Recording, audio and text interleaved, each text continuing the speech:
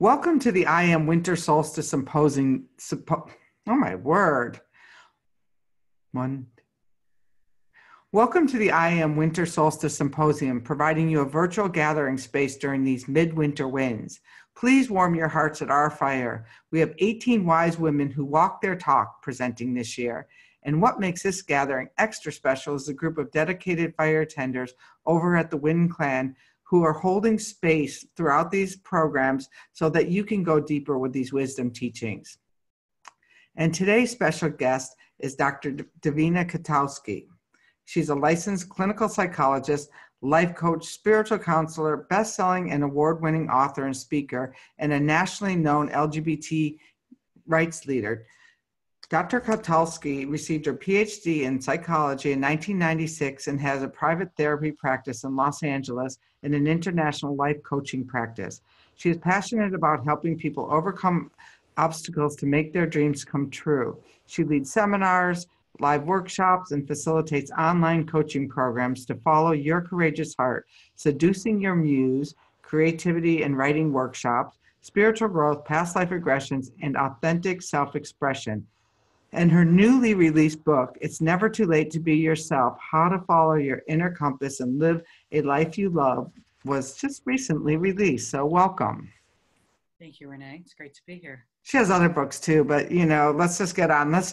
She's in the sales launch of this new book, so let's support her, and she'll tell us at the end of the call how we can do that. Thank you. Thank you. It's great to be here. Great. So today you're going to talk about... I'm going to talk about the power of your words. As a writer and as a psychologist, I want to talk about how important our words are.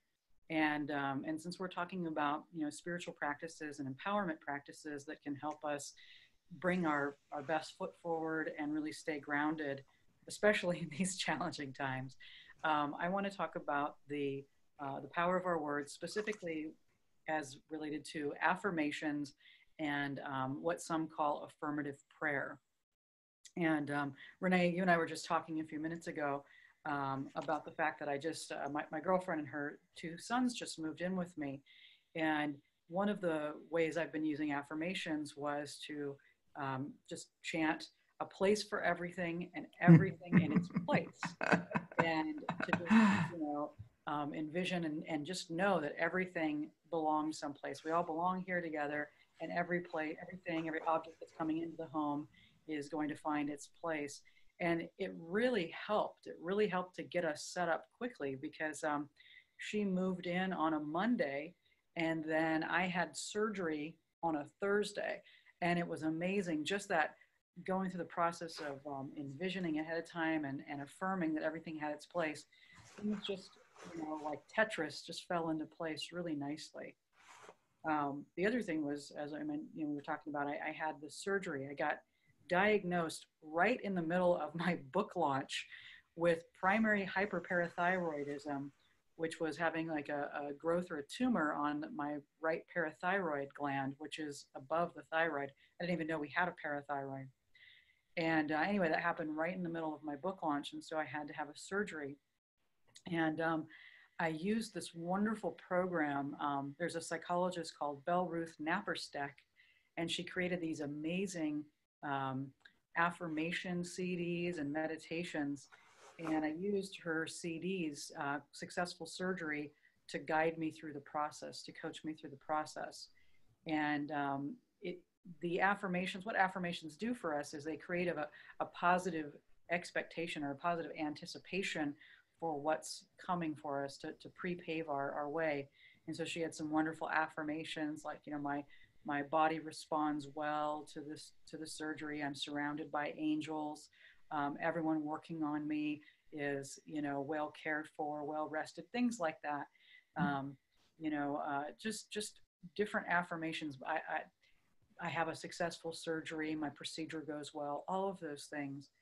And it was so wonderful because listening to those affirmations in advance, when I was in the hospital, in the gown, getting ready to be wheeled into the OR, all I had to do was, just put on that, just a little brief, the ad really on Amazon for this product, and just hear the ad of it.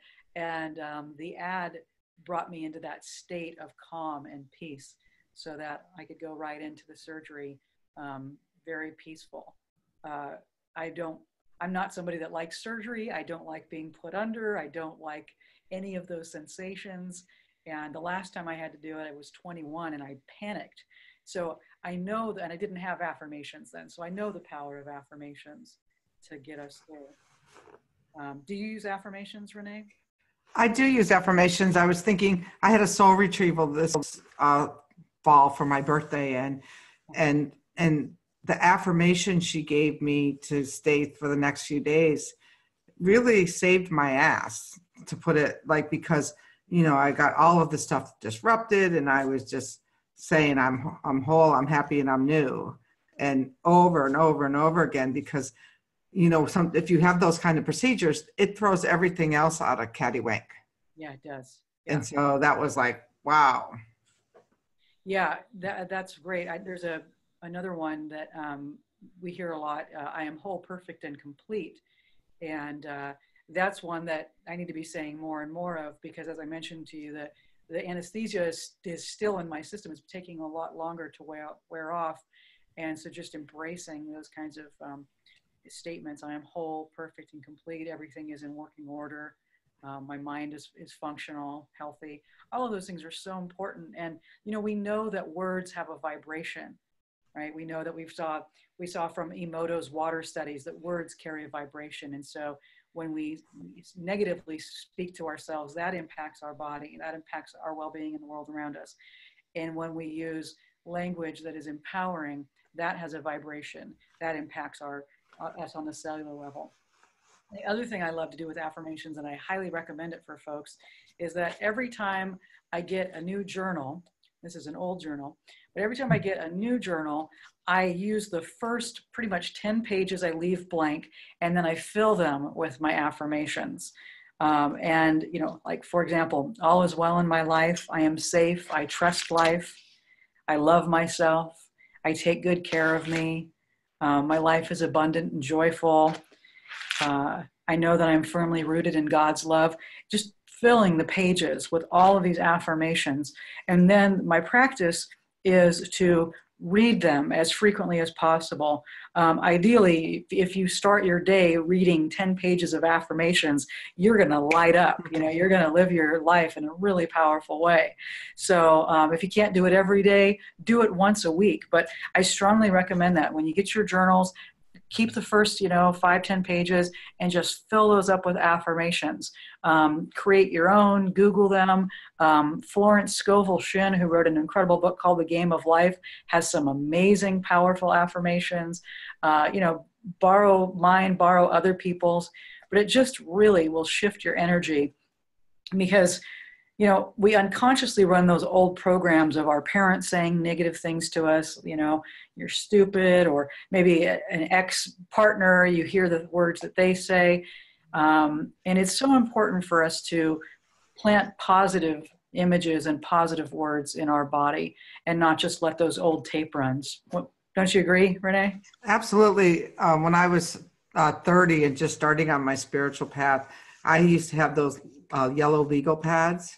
Yeah. And every day I would write, I am whole, I am happy, I am complete, like fill up the whole page 25 times. And, I probably threw away boxes of those completed. And one day I finally started to believe some of it. Yeah, exactly. And when you said the I am before the ones the affirmations that you use, that's really powerful to say I am beforehand. And it's, I know some people might think of Bart Simpson writing on the chalkboard or something. It's not a punishment. It's really to get yourself infused with those words. And if you can write them, if you can also stand up and embody them, That's even more powerful. Get it into your body. I am relaxed confidence.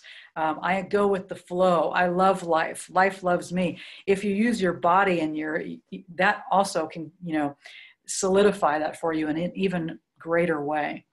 The other practice I wanted to talk about is affirmative prayer, also known perhaps to some folks as spiritual mind treatment. And this is where we are, first of all, we're connecting with gratitude. And gratitude is another really important spiritual practice. I try to do my Grateful 8, where I write down 8 things I'm grateful for, or, before I go to bed, think of 8 things I'm grateful for.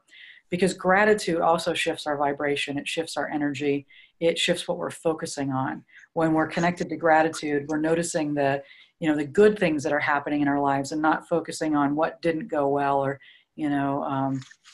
criticizing. So what are the 8 things we're grateful for? So the first thing with spiritual mind treatment or affirmative prayer is to create a field of gratitude by just, I'm grateful for the air that I breathe. I'm grateful to have, my fingers and toes. I'm grateful for the roof over my head, the clothes on my back, the food in my stomach, and just getting connected to what is good, what we can be grateful for. And nowadays, Renee, having a roof over your head is huge. There's so many people that have lost their homes and fires and floods and hurricanes and political upheaval.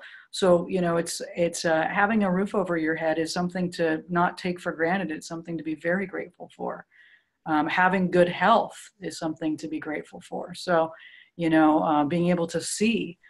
So, if you're struggling for things to feel grateful for, having a body, being alive, being able to breathe, these are very important things to connect to.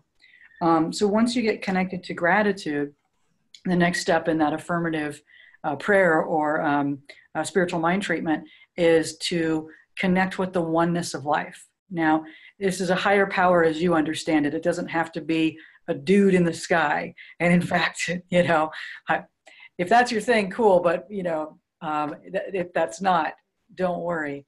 It is the energy of life. It is the divine intelligence of life. The wind. The wind, exactly. It's the wind. The energy. Right.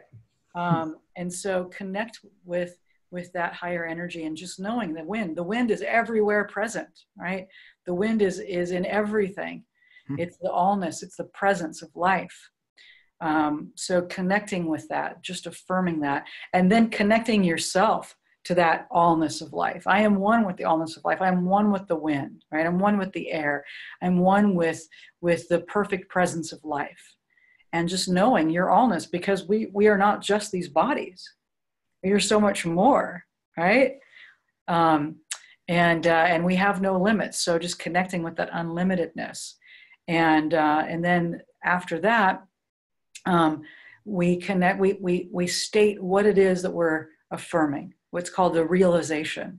So I know that I am whole, perfect, complete. I know that everything unfolds for my highest good. I know that this interview, this IAM Symposium is going out and inspiring and uplifting people. It is for the highest good. I know that this is a worthy investment of my time and resources, things like that. That would be an affirmative statement, right? I know, Renee, you've invested so much of your time and resources into creating this opportunity for people to come together and share. And so it'd be affirming that, right? And yeah, you do affirm that. I mean, you're like awesome, and especially you've had a real lot going on this month. So I'm happy to hear about these prayers that have helped you through this time. Yes, thank you. Yeah, so I just affirming that my surgery would go well, that the people that were caring for me were good. And then giving thanks. So thanking you give thanks ahead of time. So thank you for, I give thanks to know that the surgery went well. I give thanks to know that the IAM Symposium is doing well. I give thanks to know that Finding Freedom is fully enrolled, and that people are coming from everywhere to participate and uplift the planet.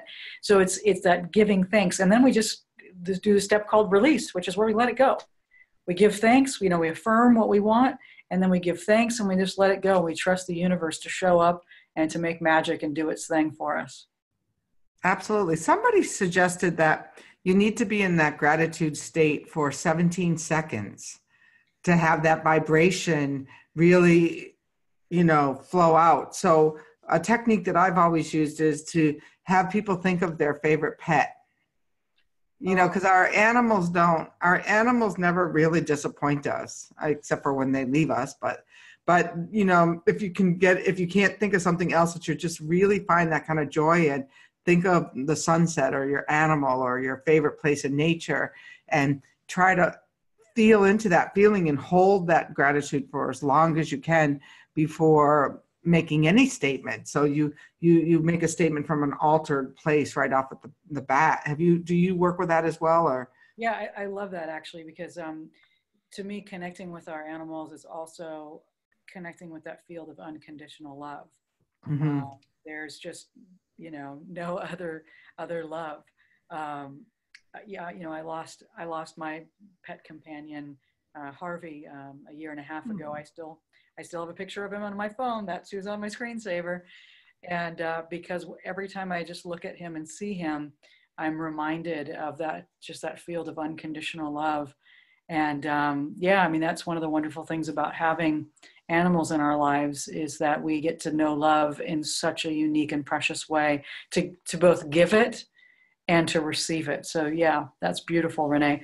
Yeah, so getting into that field of unconditional love, that field of gratitude for 16 seconds, elevating yourself, and then from that place, affirming. It's so powerful.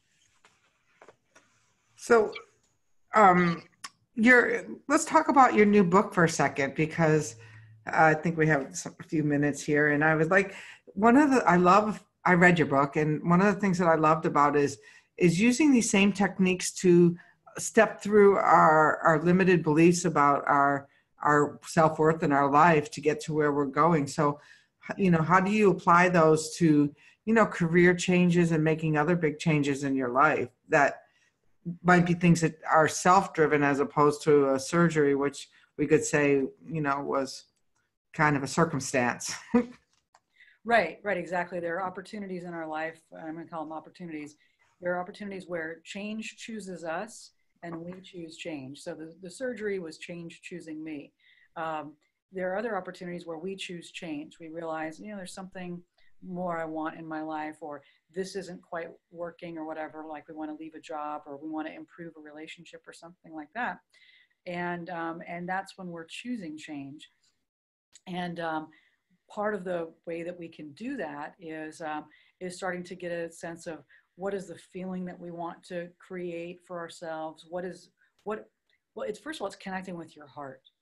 So knowing, what do you want? And sometimes we have to get really, really quiet to be able to connect with our heart. And in my book, I walk the readers through a process I call hearticulation, where you're articulating what's important to you. And so you're clearing out the mental clutter, you're clearing out, whatever you need to do, so that you can know for yourself on a very fundamental level, what are the things that matter to you most? What are the things that must be a part of your life so that you can live an authentic life that, where you're a life of few regrets, right? And so getting clear on that, what are those circumstances that make you happy?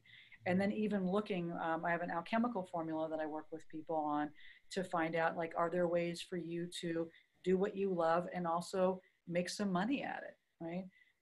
And it might not be the biggest aspect of your career, but it might be an important part of your contributions, where we're living life from giving our gifts and sharing our talents and not just working a job. And so I do walk people through that process. I help them deal with fear, because a lot of times, we have so much fear. We have fear of our survival fears. There won't be enough money. There won't be enough time. We won't be smart enough. We won't know how to do it. Then there's also the social fears. People will think I'm crazy or stupid, or my family will abandon me, or I'll be isolated or rejected. So we have to deal with those kinds of things. The other piece of that is being able to, we try to do everything at once, right? And if you don't know how to deal with that free fall of change, right? And I did leave a job after 13 years. I left my job with the federal government, but I knew how to deal with the free fall. And even then it was challenging. There were practices I had to put in place every single day. But if you're not comfortable with that, and if you don't have that kind of training, then if you want to make shifts in your life, baby steps are the best way to go. And I have a whole chapter on how to set yourself up for success. Because if we try to do too many things at once, or we try to be perfectionists about it, we will set ourselves up to fail. We want to set up ourselves to succeed, and we want to be able to deal with the speed bumps along the way, including emotionally. When we make changes, it's a process that we have to be able to go through the ups and downs and not freak out when we're upset, because we will be upset when someone, quote unquote, moves our cheats. Absolutely. I was thinking this week, and what I was thinking is that my life is so scheduled in. I'm so busy and really busy that, like, when one thing comes in, like a friend's sibling dies, and all of a sudden there's like, well, to show up as a friend and help with the food and all of the other thing is the one thing that there wasn't even enough spaciousness in my life to do. So doing that, throws me over the apple cart. Yeah. So one of my goals for 2019 is that I have enough spaciousness for other people's emergencies in my life, so that there's like a day that for the unplanned things, and that's not always possible. But, just to see how crammed up our lives can be, that we don't even have room for spirit to, would you call it, a spirit change inviting you? Yeah, exactly. And last time we spoke, I talked a lot about the importance of stillness, right? That if you want to be able to kind of be in the flow of life and connect with the flow and follow your inner compass more powerfully, we have to have time for stillness. We have to have spaciousness, and we are used to being. Many of us are used to being scheduled, super scheduled. And you're right. When you are too scheduled, there's no time to show up for the things that are important and become urgent, because we're too busy doing lots of busyness things. Not that those things aren't important, but we also need to have that space to be human beings, not just human doings.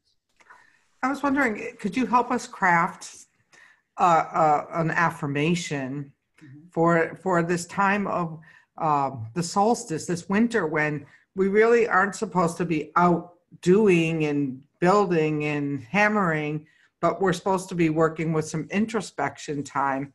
And is there an affirmation? How would we craft our own affirmation about how to get the most from the holidays or holy days, or solstice, or however you want to call this, naming this time? That's beautiful. What's coming to me is something like, I allow the inner fires of transformation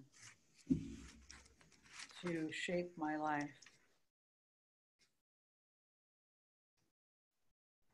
Oh, I love that. And I let the darkness move through me without fear, knowing the light always returns.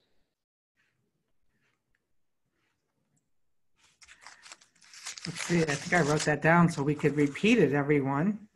So I allow the inner fires of transformation. Let's see. What is that? To shape me. To shift and shape me. Nice. And then